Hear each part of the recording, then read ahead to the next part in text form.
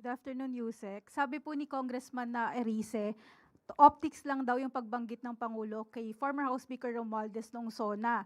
Utos, sunod palakpak, pagkatapos wala na raw po yun. Ang sabi pa niya, the President cannot afford to jail former Speaker Romualdez kasi hindi daw po mangyayari yung insertions for 3 years without the cooperation of the whole government. Your comment po, and kung meron po bang update sa palasyo ang ombudsman doon sa sinabi ng Pangulo na will be done soon na yung filing ng multiple cases against Romualdez. Okay, unang-una, yan ba ang talagang kanyang mga sinabi? Kasi nahulog yung laptop kanina. Baka naguluhan. Kasi gulong-gulo yung isip dyan ni Congressman Erice. Parang hindi siya tumutugma sa katotohanan. Sure? Okay naman yung laptop? Okay, sige. Well, anyway, nagtataka nga ako kung bakit pa na ini-interview itong si Congressman Erice. Dahil ang kanyang mga sinasabi ay lagi may parang, I think, I don't think. Lahat ay puro sa galing lang sa kanyang isipan pero walang basihan. Walang facts. Puro theory. Alam niyo po, sa gobyerno, hindi tayo dapat nabubuhay lagi sa theory. Hindi tayo dapat lagi nabubuhay sa paninira. Nakita ko nga po ang kumbaga yung script ng kanyang pinakahuling interview dito sa One News PH. Kaya tama naman po yung binanggit nyo, Ma'am Julie, no? Bago dyan, meron siyang binanggit patungkol dito na hindi lang flood control projects ang problema, kundi pati yung pagkolekta ng basura. Ang sabi niya dito ay meron siyang alam tungkol sa mga local government na ang tawag ay collect all. Kung saan pinaparatangan niya yung mga opisyal ng local government ay corrupt. So kung siya may alam naman dito, at isa siya sa public servant, at siya ay isa sa maingay na nagtutuligsa, gumawa na ba siya ng aksyon patungkol dito sa mga di umano mga local government units na nagkakaroon ng korupsyon patungkol sa pangongolekta ng basura? Pakitanong niyo po sa kanya yan. Pangalawa, ang sinabi niya dito, again, sabi niya, kasi I don't think that the President can afford to jail former Speaker Martin Romualdez. So ito ay iniisip niya lang. Nakausap niya ba yung Pangulo ng diretso para malaman niya kung anong damdamin ng Pangulo patungkol dito sa mga tao na nasasangkot sa flood control mess? Kasi kung hindi niya nakausap ang Pangulo at hindi niya alam ang damdamin ng Pangulo, huwag siyang magsalita. Huwag siyang magsalita na parang may alam siya sa sinasabi ng Pangulo. Wala siyang karapatang maging spokesperson ng Pangulo. Unless papalitan niya ako dito. Diba? So kung ang binibigyan niya lang ay yung nasa isip niya, patain niya na yung nasa isip niya. Patayin niya na yung kanya nasa isip. Dahil wala po yung katotohanan. Sinabi pa niya, at sinunggandahan, nitong si Lord,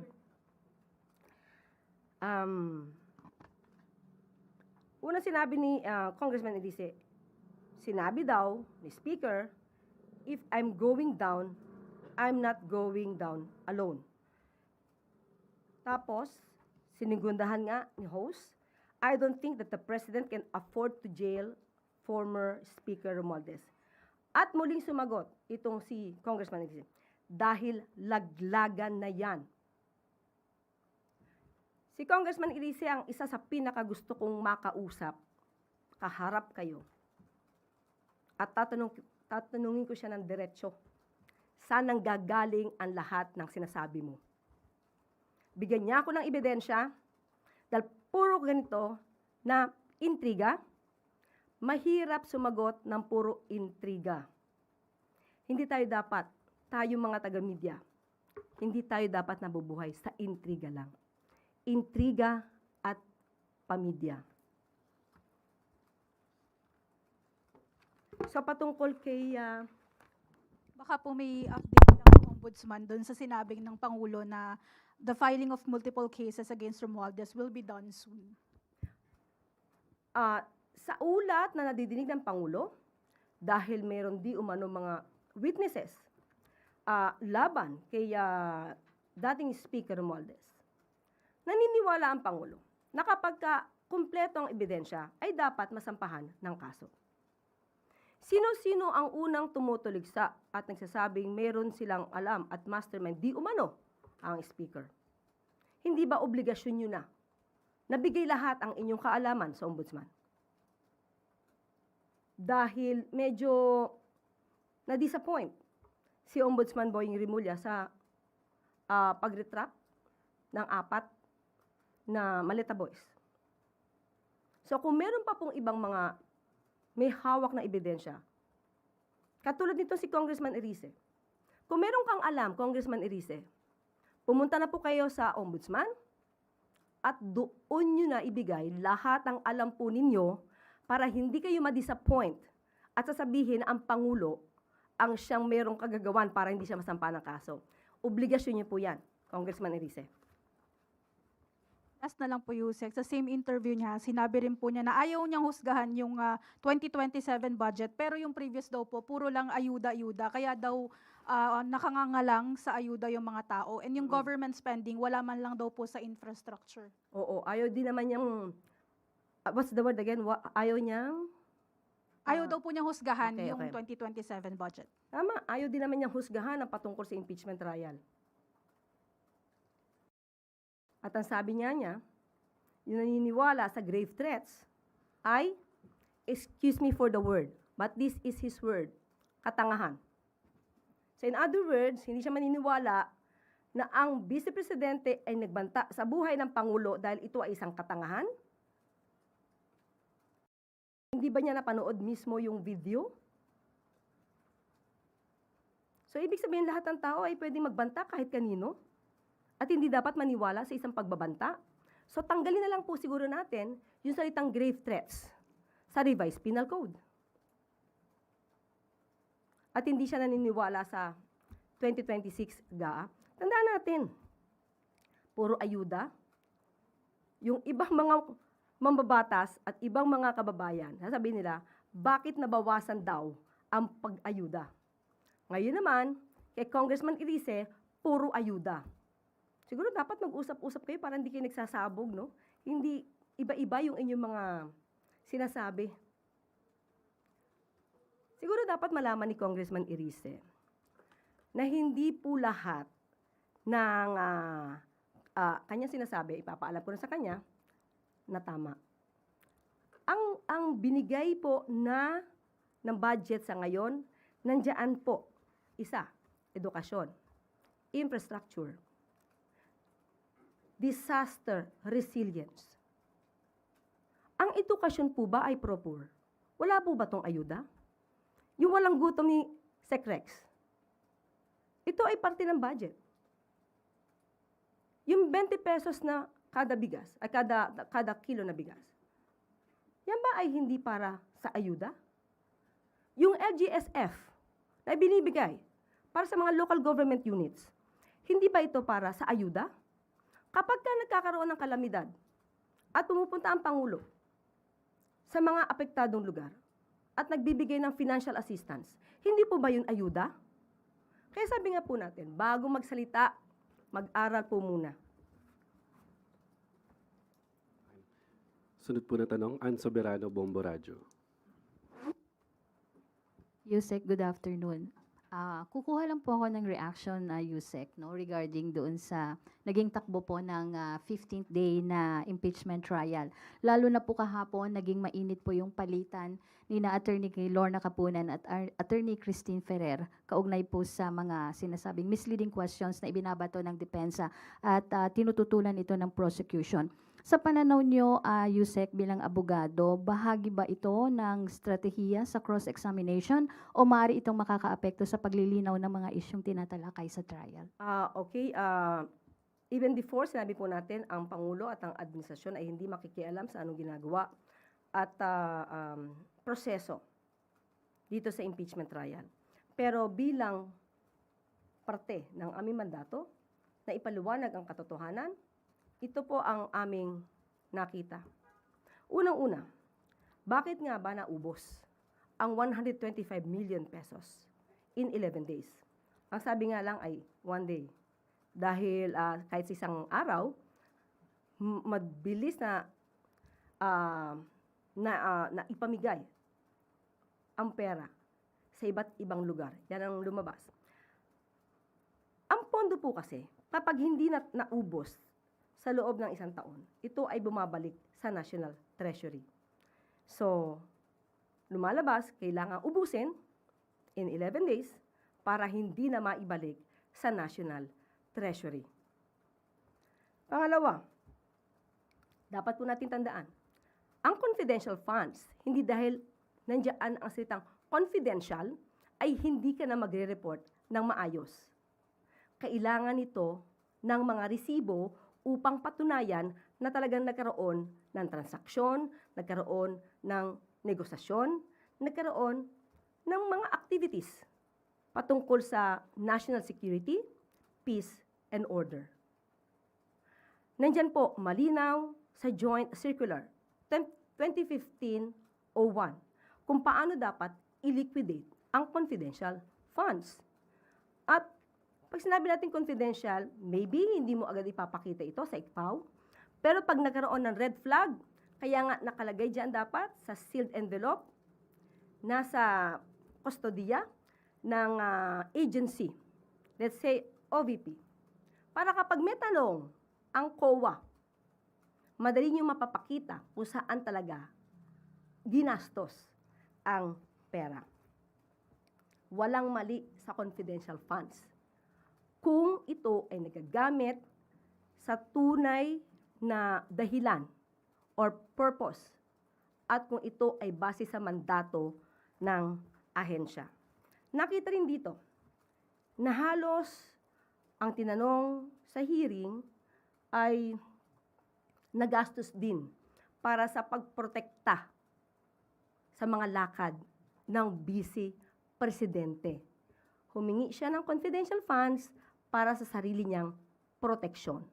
Pero wag nating kalimutan, meron pong VP-SPG at bilang Vice President, ang proteksyon po at mga impormasyon ay ibinibigay sa kanila mismo ng AFP at ng PNP. So, hindi kinakailangan ng confidential funds. Magkahiwalay pa, OVP at DepEd. So parang hindi nagtutulungan yung OVP at DepEd sa pagbibigay ng mga impormasyon. Dapat hiwalay.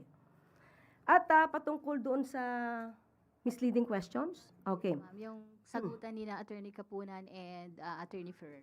As a lawyer, basic. This is so basic. Misleading questions are not allowed, especially during cross-examination. Bakit? Kasi if you will ask misleading questions and you will just demand an answer na yes or no, nothing more, nothing less, it will definitely give also a wrong answer. So hindi, sanay na nga tayo sa fake news, pati ba naman sa hearing, magkakaroon pa ng fake news. So hindi po allowed ang misleading questions. Kasi para mong niloloko yung witness mo at pipilitin mong sumagot na oo o hindi. Ma'am, ibig sabihin ba, parte ito, naniniwala kayo, parte ng strategy nila? Yung ginagawa ng defense? Yung pagtatanong ng mga misleading questions? Ayoko mag-judge. Ayoko mag-judge sa style ng mga lawyers. So, respeto ko na lang sa kanila yon. Okay, thank you, ma'am. Follow-up question, Kat Domingo, ABS-CBN. Undersecretary, also as a lawyer, what do you make out of the defense's manifestation sa latter part ng hearing na apparently hindi po pala about sa misleading questions, yung sinasabi daw na this is not allowed because when I'm not sure if you watched it live, pero while we were watching it, we were of the impression na yung sinasabi ng defense counsel na this is not allowed was pertaining to this is allowed was pertaining to misleading questions. But then the manifestation later on, hindi daw pala yun yung tamang context. What do you make out of that manifestation of the lead defense counsel? Alam mo, sa isang lawyer, dapat matalas ang tenga mo. Isang mali mo lang talaga dyan. Talagang ma-retain sa'yo yan. So at that time, again, I do not want to judge any comment made by the lawyers. Pero mas mainam, kung marami nang nag-react, kita natin maraming reaction eh. Right there and then, sana, kinorek niya na. Siya na mismo nag-correct. Yung sino mismo nagsabi nun, siya mismo dapat ang nag-correct. Sunod na tanong, Maricel Halili, TV5.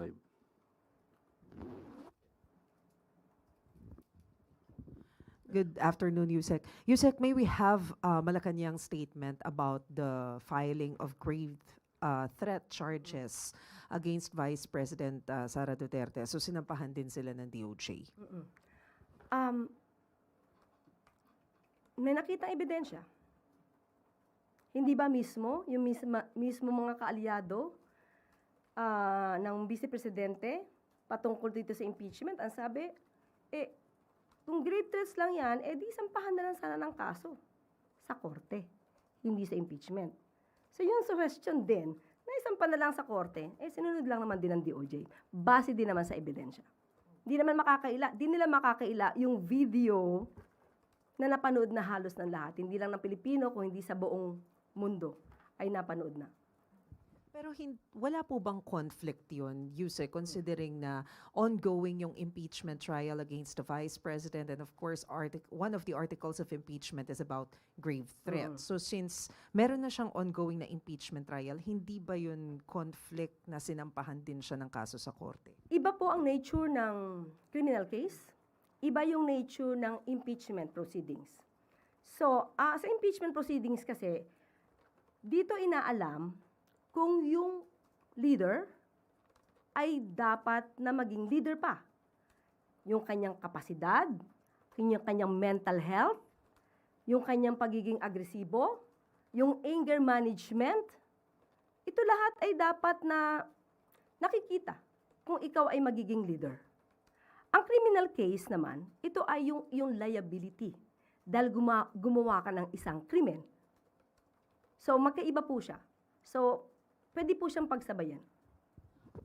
Pero paano po makakaapekto yung posibleng maging decision sa impeachment court doon sa criminal case kung meron man? Iba pa rin. Halimbawa lang po na ito ay madismiss dahil sa kanyang mga kaalyado. Hindi ibig sabihin na wala siyang ginawang krimen. Kasi ang elements of the crime ay nakasaad diyan sa revised penal code. Kung lahat ng elemento ng crime ay present to convict her for committing grave threats. So, pwede siyang maging liable for grave threats. Sabi ko nga, kulang pa yun. Thank you, Yusek. Ano ba ang kulang? As a lawyer, if you will watch the full video, the video in full, ang effect nun is, there is this intention to sow hatred against the president, against the government. So, it is not just a simple grave threats. Personally, my opinion. What do you mean by that, Yusek? So if it's not a simple grave threat, ano dapat? For me, but I cannot go against the DOJ. There is this element of inciting to sedition. Thank you, Yusek. Sunod po na tanong, Let Narciso, DZRH. Good afternoon, Yusek. Ma'am, nitong kasagsagan po ng habagat, ayon sa Department of Education, nasa higit 200 paaralan pa rin yung nagamit na evacuation centers. Kumusta po ba yung implementasyon ng Ligtas Pinoy Act? Okay. From the DPWH, hiningi ko po ito. Marami pa rin pong paaralan ang ginagamit bilang evacuation centers at ang Ligtas Pinoy Act po ay ito po ay isang act na pinangungunahan po ng NDR, RMC. At sa pamamagitan din po ng OCD. So ngayon ay nagpapa-implement po ang DPWH patungkol po dyan. And from the OCD naman po, per situation report na as of August 13, 2026, based na rin po sa DepEd, 299 schools used as evacuation centers in Ilocos Region, Central Luzon, National Capital Region, Cordillera Administrative Region, Calabar Zone, Mimaropa, and Central Visayas. And magkakaroon po, ito po ang plano ay magkaroon po ng 16 more evacuation centers na ipapatayo at ipapagawa ngayong taon. At 16 evacuation centers for 2026 at 32 for 2027. So yan po ang proposal so far ng DPWH. At ang matarget po ay magkaroon tayo ng evacuation centers na mga 210. Yung para po dun sa 32 for next year, may pondo na po yun. Yan po yung proposal, yes. Yan po yung proposal ng DPWH. Sunod po na tanong, Kenneth Pasyente, PTV4.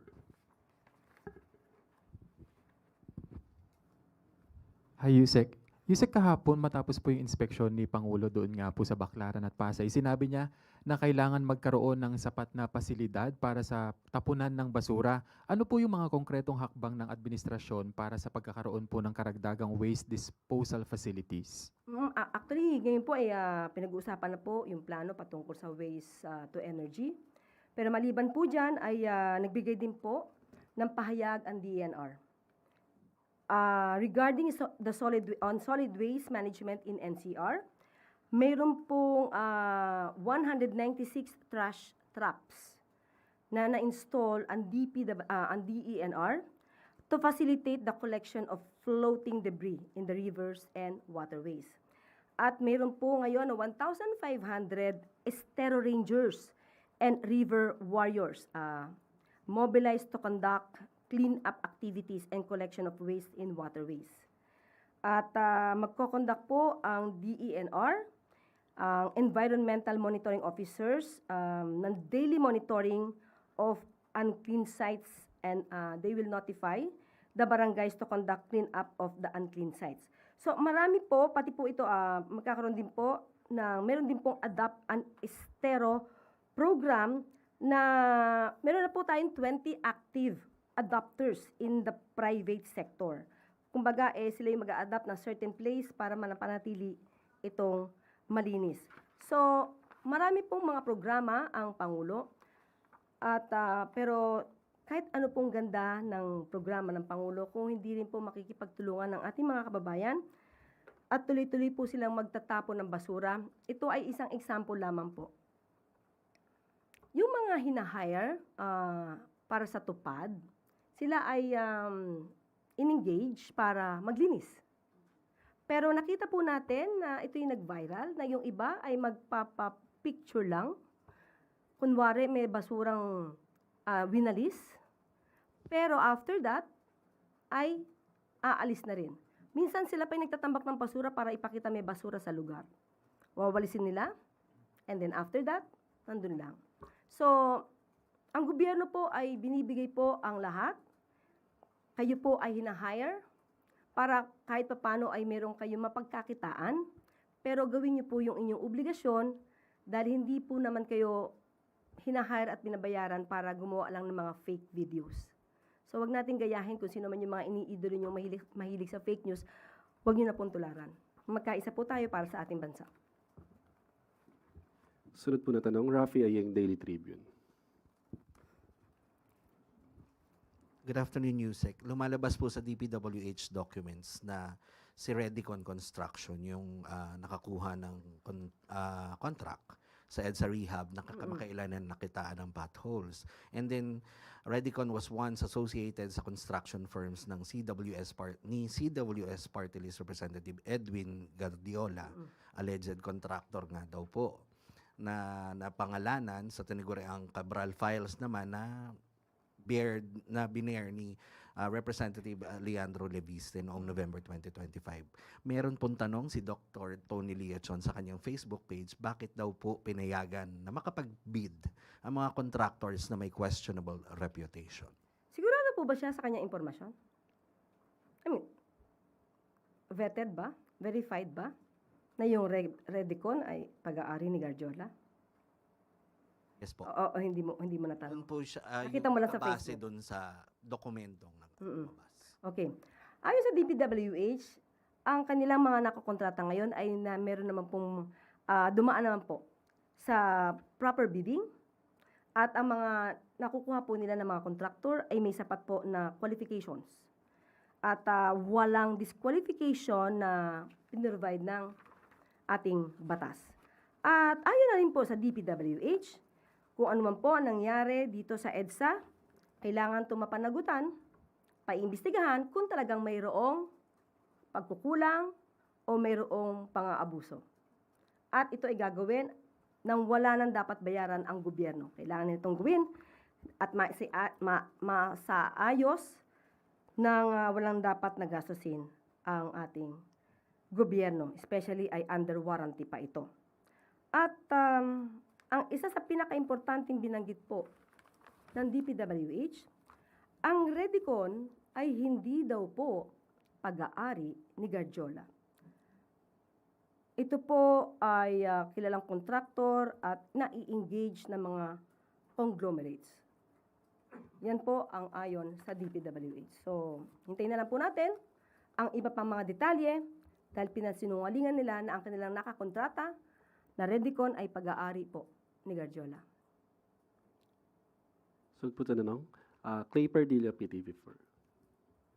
Good afternoon po, Yusek. Yusek, former DPWH Secretary Bonoan told Sandigan Bayan that all senators in the previous Congress availed themselves of at least 500 million each from the leadership fund mula po sa DPWH to accommodate daw po their pet projects. Can the palace confirm that 2027 flood control projects na ipinasa po sa Congress ay based solely on the DPWH's assessment at wala pong nakonsiderang list mula po sa mga lawmakers?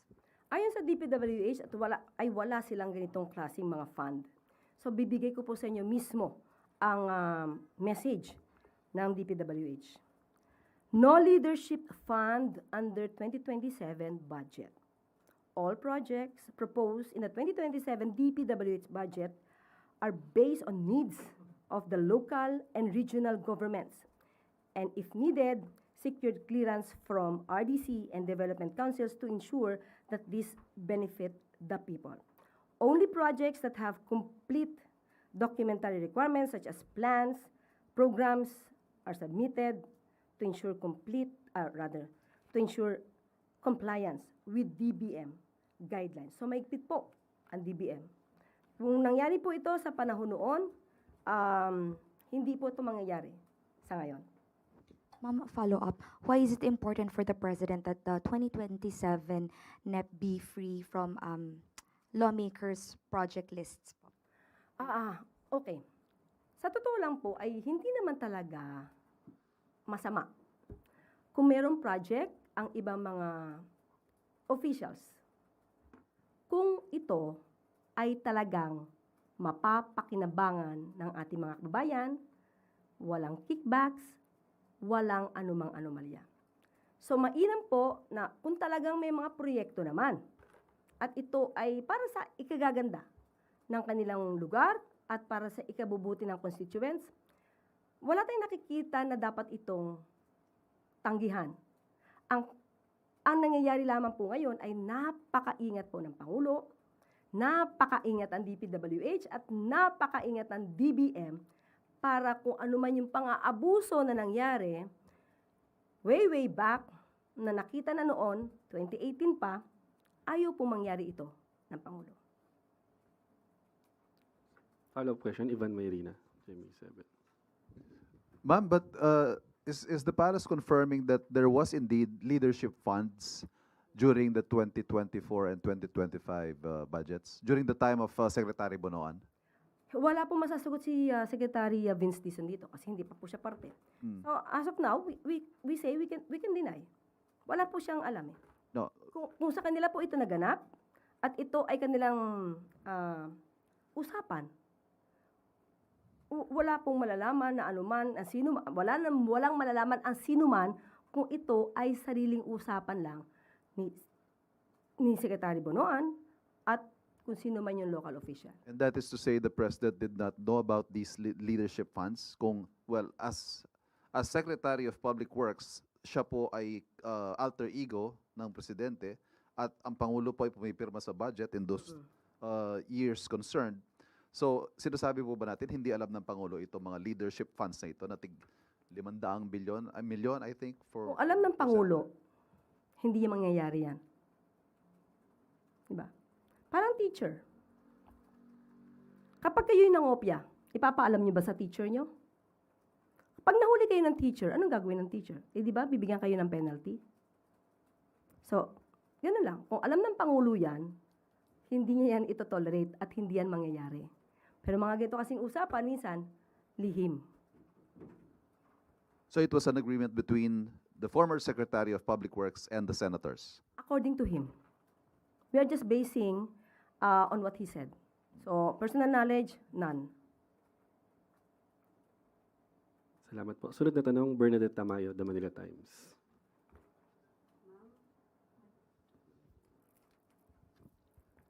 Yes, ma'am.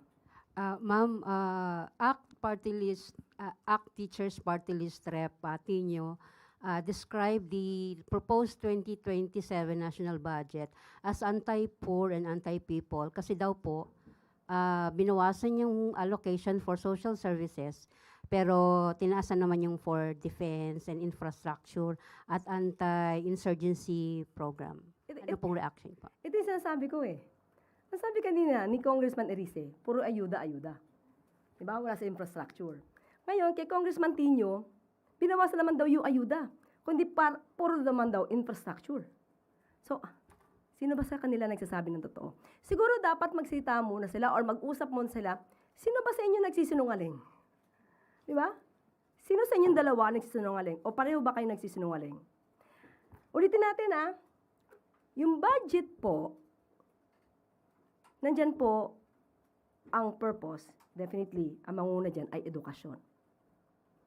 Ang edukasyon ay hindi po ito pro-poor, sabi niya? Di ba? Ang pagpapalago ng edukasyon, ang pagbibigay ng scholarship, pro-poor, ang pagpapatayo ng mga bridge, ng mga kalsada, pro-poor, yung pagbibigay ngayon ng budget na malaki para sa DSWD, katulad na itong walang gutom project. Ano ito? Pro-poor? Hindi pwede nating i-isolate lang or isa-isahin lang. Lumit ang budget dito. Ito po lahat ng ginagawa ng Pangulo ay pangkalahatan. So, dapat yun yung maisip nila. Lahat ng ginagawa dito, makikinabang po lahat. Hindi lang mahirap, hindi mayaman, lahat ng Pilipino. Sunod po na tanong, Allen Limos, The Manila Times. Hi, Yusek. Speaking of budget din po, would like to get your reaction lang po on the critics online po pointing out that there is a 2.95 billion budget cut daw po for the University of the Philippines. And by extension, the Philippine General Hospital will also face over 800 million reduction in healthcare services po despite the issues of inadequate bed capacities. Your reaction po? Okay, may mga pagkakataon daw po, kinausap po natin mismo ang DBM, may mga pagkakataon na malaki ang budget, let's say, ng UP, PGH, sa taong 2026. Kasi may proyekto dyan. Halimbawa, building. So, kung ito naman po ay natapos na, hindi naman po dapat na magkaroon muli ng budget na same project. So, yun po yung minsan nagiging dahilan kung bakit bumaba o bakit tumataas kasi may particular na proyekto na dapat na gawin. So, kung natapos na po ito nung nakaraang taon, so hindi na po siya idadagdag sa nasabing ahensya kasi tapos na yung proyekto. So, ganun po yung sinabi ng DBM. And at the same time, yung budget ngayon, ang pagkakasabi po sa atin ng DBM, ang talagang unang supposed to be budget ay 11 trillion. Pero sinabi po ng Pangulo na unahin yung dapat na unahin. Kaya po bumaba ito ng 7.2 trillion. Okay? Salamat po. Sunod na tanong, Lester Aler, PRTV.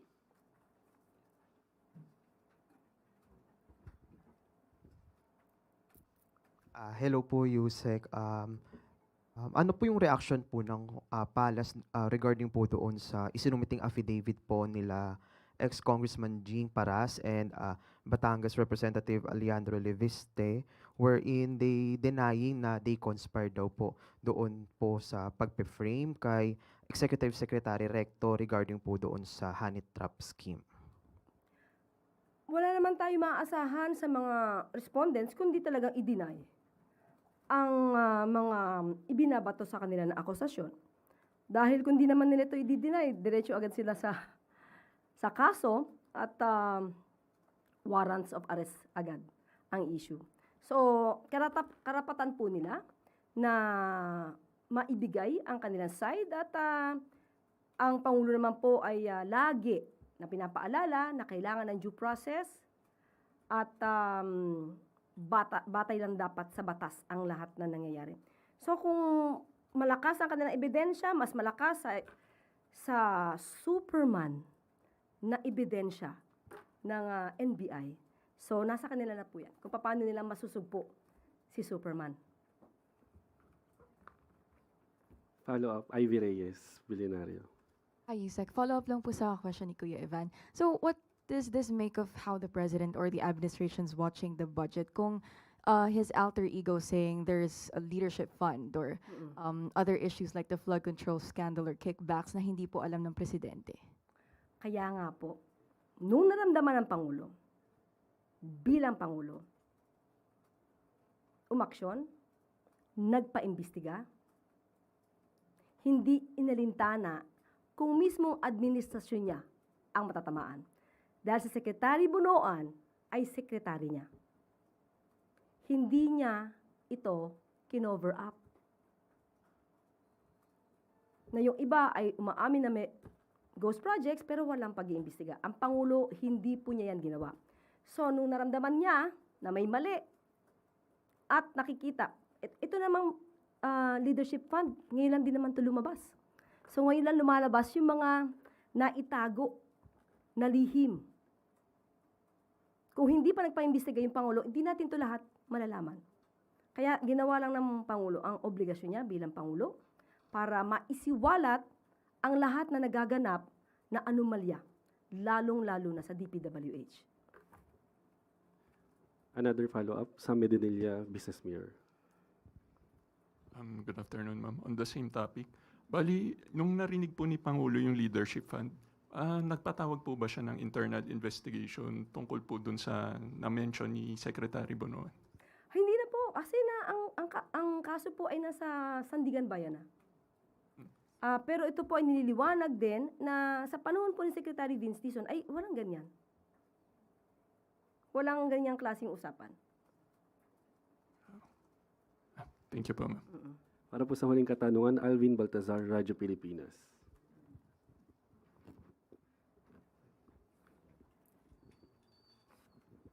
Yusek, reaction lang doon sa latest SW survey na nagsasabing 42% of adult Filipinos were satisfied with the Marcos administration's performance while 17% were neither satisfied nor dissatisfied.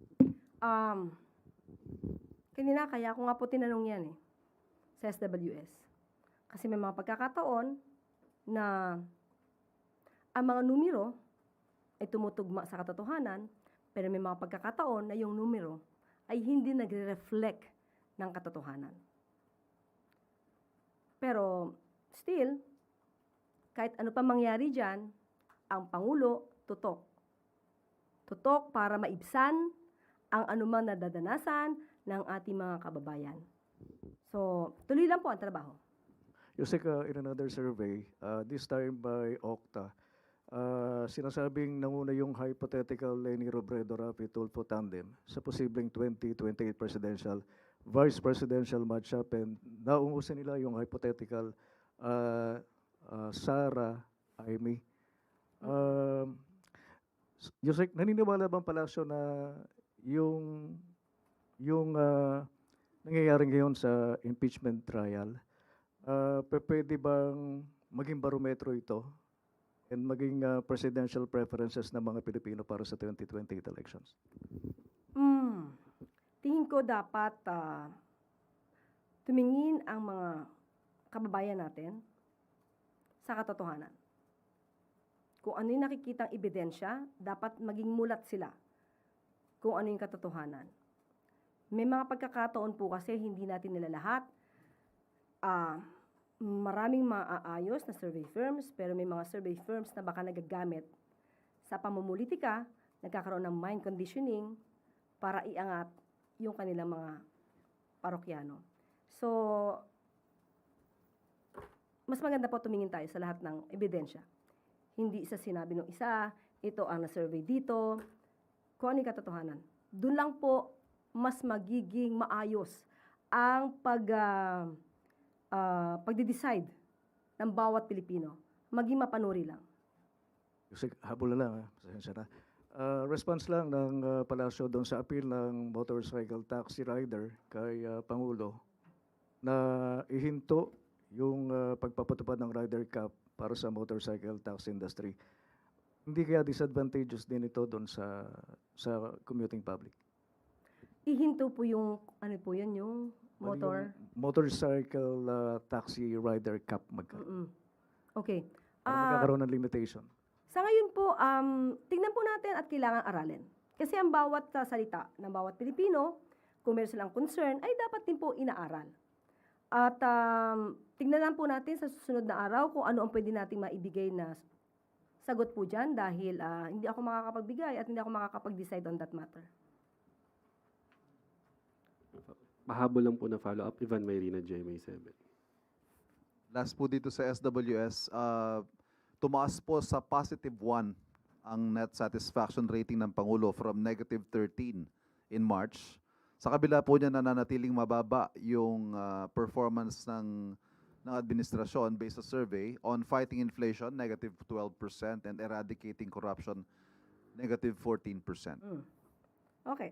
Kaya nga po sabi natin kanina hindi po ba noong nakaraang araw lang binanggit natin ang magandang news na ibaba ang inflation rate sa bansa?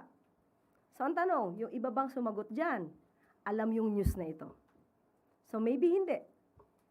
So definitely, iba ang magiging resulta sa survey.